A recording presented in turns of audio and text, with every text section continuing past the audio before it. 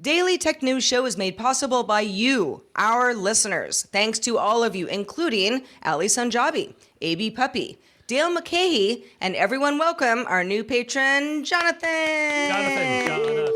Yay. Welcome. On this episode of DTNS, our drone and flying taxi future inches along. Amazon's X-Ray Recaps wants to help you remember what happened on your favorite show last season. And if AI steps in when humans strike, what actually happens then?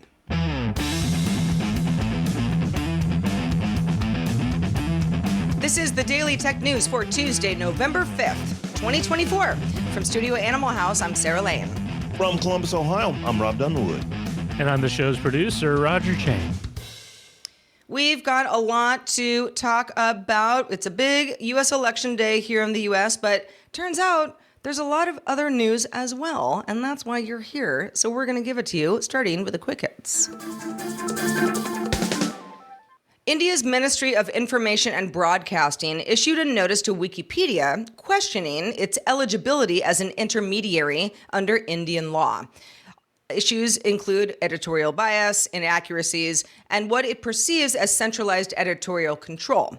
The move follows a heated legal dispute in Delhi's High Court, where judges criticized Wikipedia's open editing model as dangerous and considered suspending its operations in the country altogether. The court is reviewing a defamation suit by Asian News International, or ANI, which aims to identify anonymous editors who have allegedly described ANI as government propaganda. Nintendo has cut its Switch sales forecast for its fiscal year ending March 2025 to 12.5 million units, down from 13.5 million, as demand fades for its 8-year-old console. Nintendo kept its profit outlook steady for relying on higher margin Switch OLED models and other premium accessories. For Q2, the company saw a 23% increase in operating profit, reaching about $1.06 billion alongside a 14% revenue rise, in part due to strong demand for top franchises and the OLED model. Nintendo has said in the past that the Switch successor will be announced by March 2025. The clock is ticking, Nintendo, on that one. OpenAI announced that Caitlin Kalinowski, former hardware lead at Meta for its AR glasses project, will now lead OpenAI's robotics division. Kalinowski's experience points to OpenAI's goals of integrating AI into real-world applications. Netflix is paring down its interactive catalog, leaving a few key titles like Black Mirror Bandersnatch and Unbreakable Kimmy Schmidt, Kimmy versus the Reverend. Starting December 1st, most interactive specials will be removed. Netflix says the feature has served its purpose and is shifting focus to other experiments. Interactive originals like Puss in Book and Carmen Sandiego will be cut, marking a quiet end to Netflix's choose your own adventure style experiments. We'll dive deeper into this tomorrow with Scott on the show. Oh man, Carmen Sandiego, the kids need that. That's how I know what all my U.S. capitals are. So it was Carmen Sandiego. Carmen Sandiego. French and Dutch authorities raided Netflix offices in both Paris and Amsterdam as part of an ongoing tax fraud investigation going back to November of 2022. Allegations include possible misuse of tax regulations and concealing employment practices. This follows other high-profile investigations targeting multinational companies in Europe for similar offenses. Netflix has yet to publicly comment on the raids as of this recording. All right, so let's talk about things flying in the sky, Rob, and how that will help us. Amazon announced it received FAA approval for its new MK30 drone. This lets the company start drone delivery tests in the western Phoenix metro area. Customers in the area are promised deliveries of eligible items weighing up to 5 pounds within an hour. So not anything that's super heavy, but if it's under 5 pounds within an hour, at least part of the test. The MK30 was first announced by Amazon back in 2022 and can fly as far as twice as far as previous models and can also operate in light rain, which has been an issue with drone delivery in the past. The FAA approval is a significant step for drones flying beyond visual lines of sight, which is something that drones have had to do in the past. In a similar story, Toyota and Joby Aviation recently conducted a test flight of Joby's electric vertical takeoff and landing, or EVTOL, aircraft, making it the first time that Joby's air taxi has flown outside of the U.S. The test was held at Toyota's Higashi Fuji Technical Center in Japan. The hope, obviously, cutting down on commute times in a densely populated area such as Tokyo, making trips like that, that could take hours by car, be achievable perhaps in minutes by air taxi.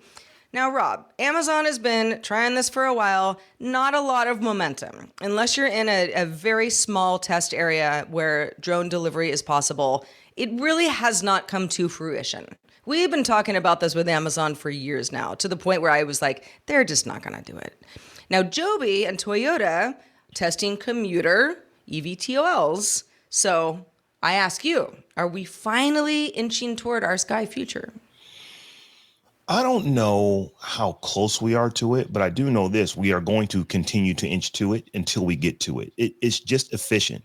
If you can have a very small vehicle that can take off at the top of a building and get you from point A to point B very quickly, as compared to having to be in rush hour traffic for folks who need to travel, very extensively. I'm thinking, CEOs and, folks who are, just high levels of companies that are trying to get back and forth as quickly and as efficiently as possible.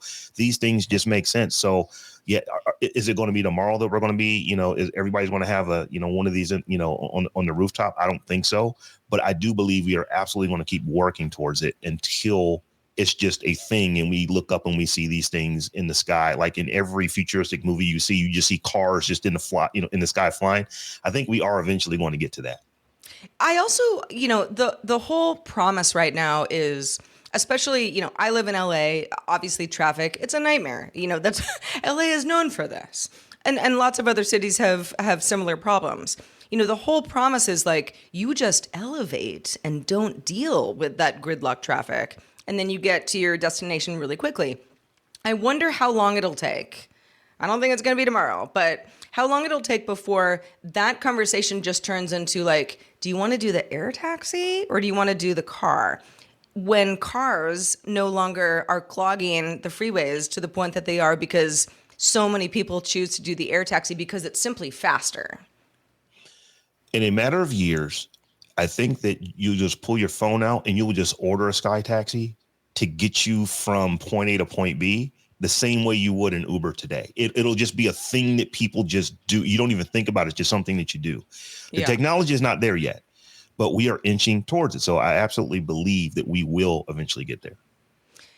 Yeah, as somebody who, I enjoy a drive. I don't want to drive all day, every day, but let's say I go and visit my friend Tom, who lives, 10 miles away from me in LA, that's going to take me a while.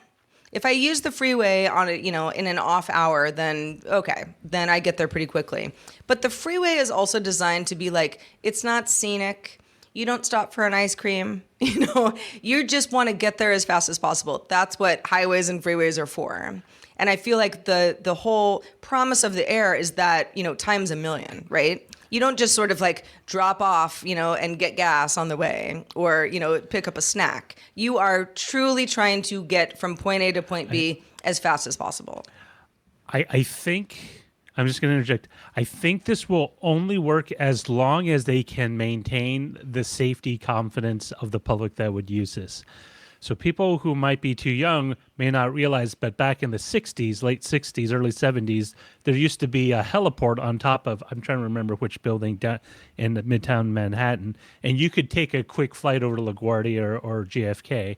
And it was very simple. You just boarded a helicopter and you would be able to skip the traffic. You didn't take the subway, no tabs, no traffic, no nothing, no tolls. You just end up where you needed to. In the 1960s? Late 60s. Yeah, it was a helicopter service from Manhattan to the airport. But for people who could afford such a thing. Oh yeah, it was not a cheap option, but this was not like either you were minted or your company decided you needed to be somewhere right away. Airfare back then was crazy. So if you were on it, you were obviously a very important person or had a very important job. But it only took one accident for people to really go, hey, it had an accident and it crashed, and unfortunately, there were fatalities, and that was enough to scare people away from that, and to the point where that business model was no longer, it couldn't turn a profit. There was no way to make money flying people over. All this works is you can have the most amazing eVTOL technology, whatever.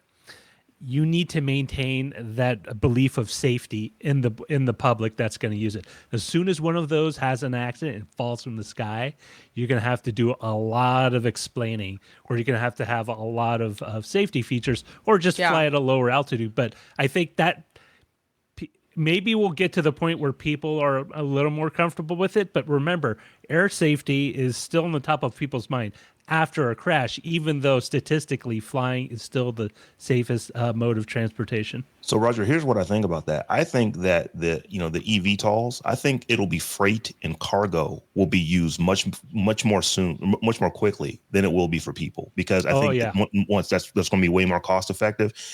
And there's way more times when you need to get this part to the airport in 11 minutes so it can make this flight to get across the country to fix an oil spill or something like that. I think those kind of things are going to happen much sooner, because you don't have, they still need to be extremely safe, but there's not people on them. These are just robots that are flying cargo from point A to point B. And I think that you're going to see that relatively soon. It's simpler. There's no people involved. And because there's no people involved, your insurance rates are going to go down trying to insure that aircraft.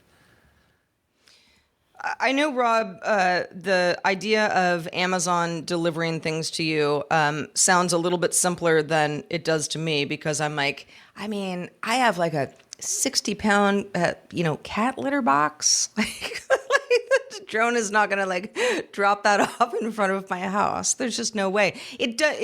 That's why I feel like Amazon understands the challenges of figuring out drone delivery, because it really only works in certain regions. The whole idea of like, it'll drop it off in your backyard. It's like, well, lots of people don't have backyards, or, live in, complicated dwellings type thing, where that just isn't going to work. But yeah, it's sort of like, how close are you to the nearest warehouse?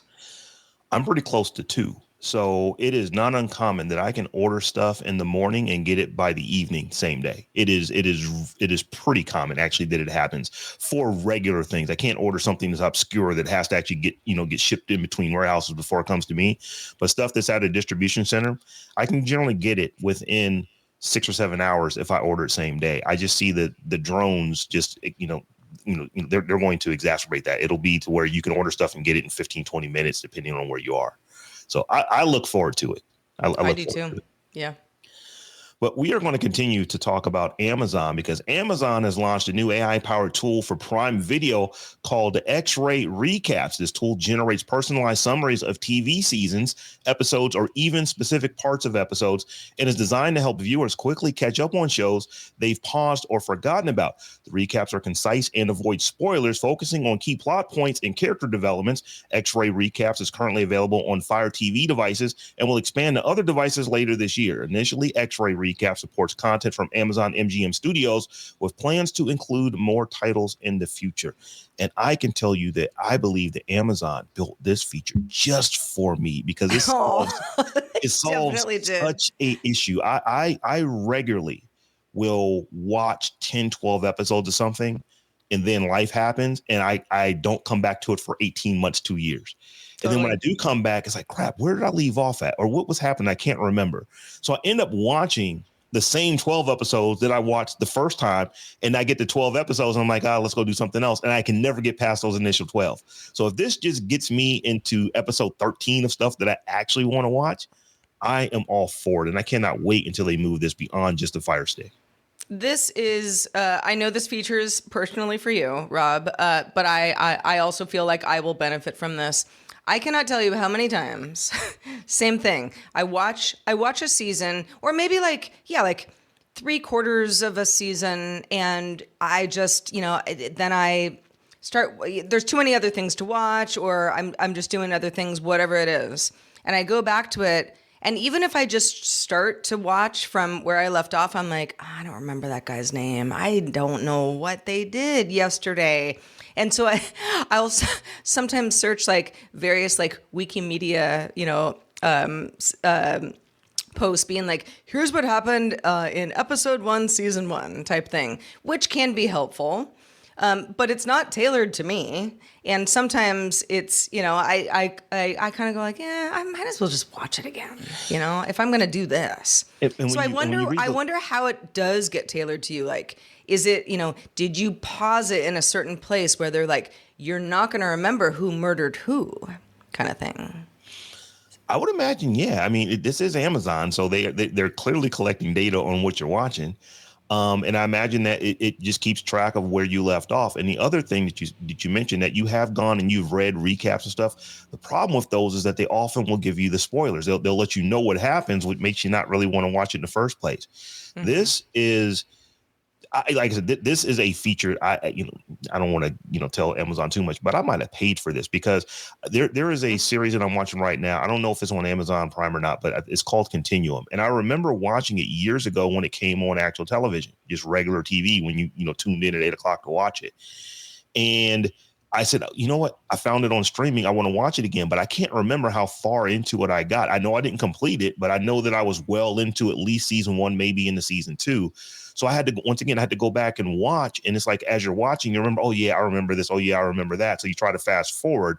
I think these types of summaries that X-Ray Recaps would give you would be perfect for that, to where I can just read and say, oh yeah, I remember that. That refreshes my memory. I can go to season 2. I don't need to go back into season 1. It gives me what I need to know. Or this was that pivotal scene that they're going to reference now that you just, you need to like, just kind of like re-jog your memory type thing. Exactly. I've got the season 2 of Severance, which is an Apple TV Plus show. I loved season 1 very much. Season 2, there's a trailer out. It's coming out in January. There's been a whole, writer's strike, and it's been a while.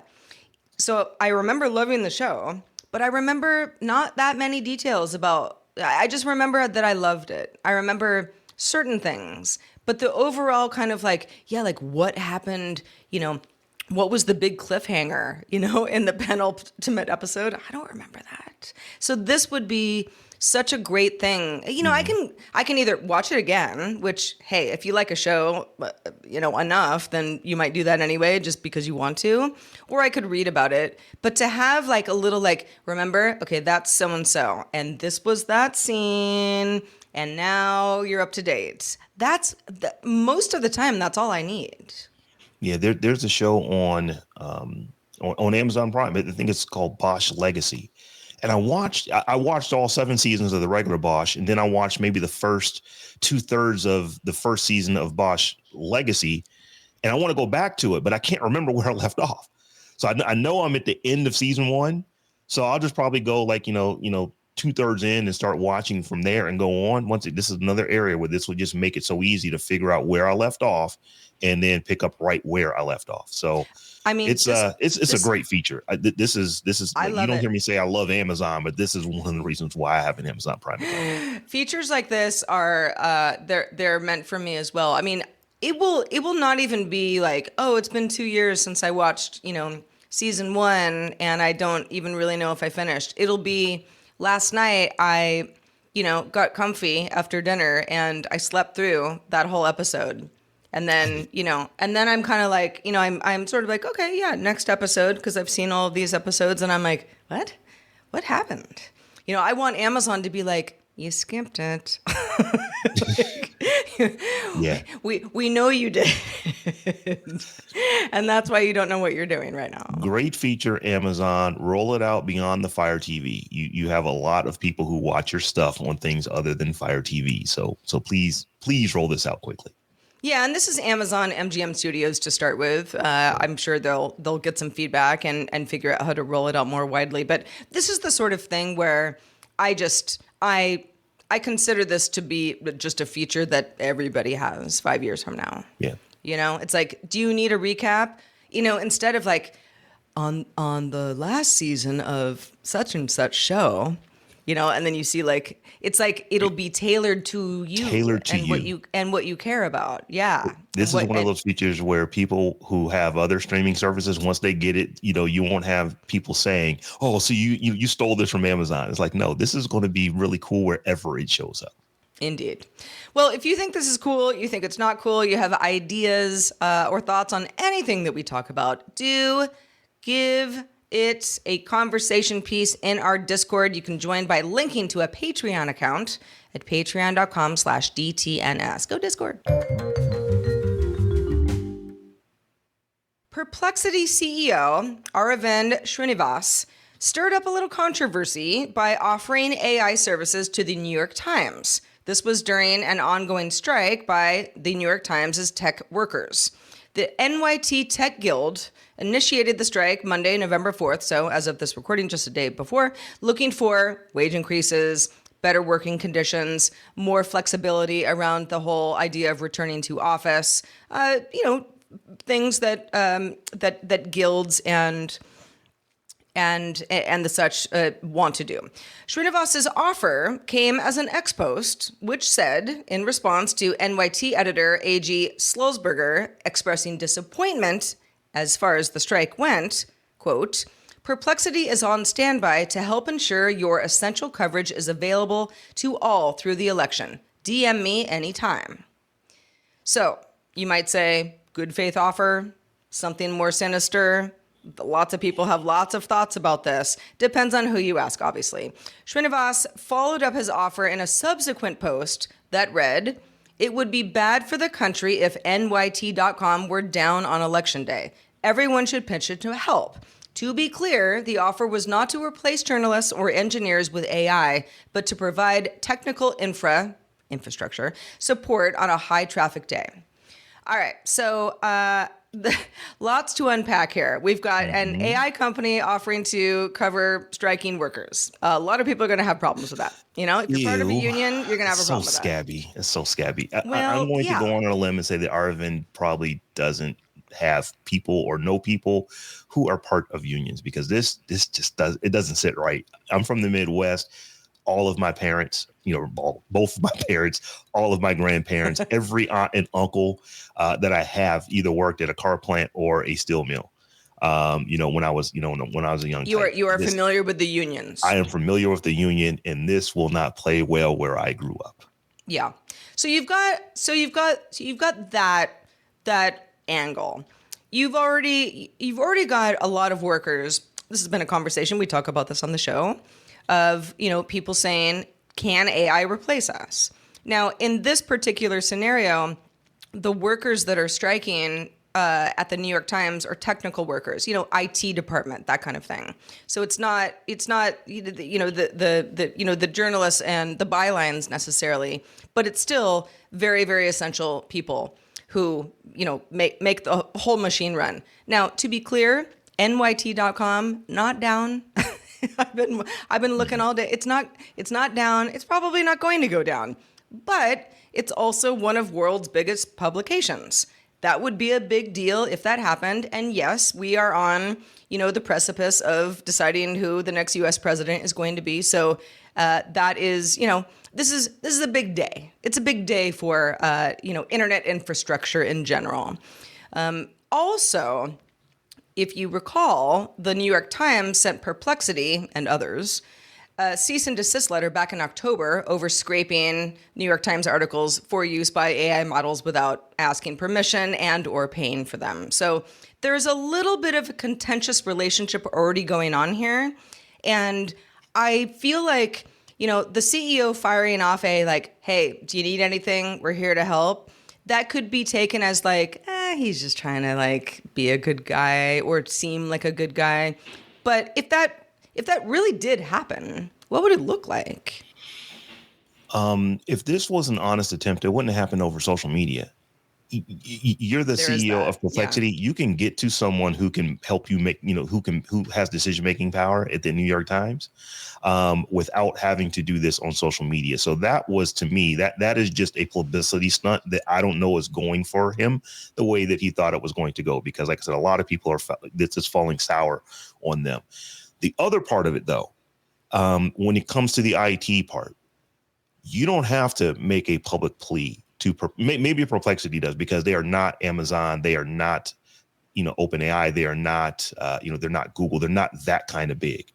So maybe they have to do these kind of stunts to, hey, we can do this kind of stuff too. So we're raising our hand. But at the end of the day, AI is going to come in and start doing these things. Now, it's not, I would imagine that that the Times is, going to be a little, more adept at, we're not going to do it while our people are on strike, but they are going to look at using AI to do things that people currently can do. And in many ways, probably do them better. A lot of the stuff that could be done with, for these technical people is monitoring. AI, honestly, is going to be better at that. It doesn't get sleepy. It doesn't miss stuff. It doesn't get tired. It just pattern matches. And it's very, very, very good at doing that. So regardless of whether the CEO of Perplexity is proposing it or other companies are talking about it, these kind of things are going to come into companies, and it is going to happen. And it's kind of like, conveyor belts, in assembly lines ultimately made, production and manufacturing better. It sped it up, but ultimately you need less people for it. I don't know that you can get around that. So hopefully that, as these AIs are coming in, you're upscaling your people that are necessary to run the AI to make sure it's doing the job that it needs to do. Yeah, in a very dystopian version of the future, I can see a company being like, all right, workers, you want to strike? We'll just use our AI model. Maybe not as good as all y'all, but if you're gone, then we don't have to have people cross the line, that kind of thing, because it's just an AI model. Now I don't know. I'm not saying that that's what's going to happen here at all, but I can see that being a kind of all right, well, if you want to walk off the job, we do have a backup, and it's not another human. Yeah, it's I'm still stuck on the way that he did this, because it's so scabby. I mean, they have a word for it, so it's Yes. that part. Like I said, I don't know that that's working, because I'm having a very visceral reaction to it. When I actually got upset, it's like, dude, seriously, this is what you're doing while people are striking? That's what I thought. I didn't think about the technology part. I thought about the people part, but yeah. Once the people part is settled, companies are going to use AI to do things that people do. And we're going to have to wrap our heads around that. Indeed. So, folks, if you'd like to send us any feedback, you can do so at feedback@dailytechnewsshow.com. If you are befuddled by exchanging currency when traveling abroad, Chris Christensen has a handy app for you. This is Chris Christensen from Amateur Traveler with another Tech in Travel Minute. I'm heading out on Sunday for a trip that will go to 5 different countries and a total of 4 different currencies: the Albanian lek, the Macedonian dinar, the euro, and the Turkish lira. And if I'm trying to keep track of what things are worth, then an app that is useful to have on my phone is XE, which is basically a currency conversion app, so you can figure out how much is $20, because in these various currencies, it goes from 1895 euros to up to 2,000 Albanian lek. XE is a useful app, and this is Chris Christensen from Amateur Traveler. Well, first of all, Chris, I'm jealous. That sounds like a really fun trip. And yeah, I've totally been there. Been like, I want the latte. I just want to know what I'm paying, in US dollars type thing. And yeah, the more you travel, the more you need stuff like this. So thank you, as always. Speaking of fun things, in our latest episode of Apple Vision Show, Amos and I talk Mac Mini, new MacBook Pro designs, what the future of Apple Vision Pro looks like, and some fun stuff that we've been watching lately. Get subscribed now at applevisionshow.com. Patrons, stick around for the extended show, Good Day Internet. Yes, it's election day in the U.S., and Apple News is on the case. We're talking about consumption choices and how we all prefer to get our news on big days like today. You can also catch the show live Monday through Friday at 4 p.m. Eastern, 2000 UTC. Find out more at dailytechnewsshow.com/live. We'll be back tomorrow talking more about the reasons for Netflix abrupt removal of all of its interactive titles with Scott Johnson. See you tomorrow, folks. The DTNS family of podcasts, helping each other understand.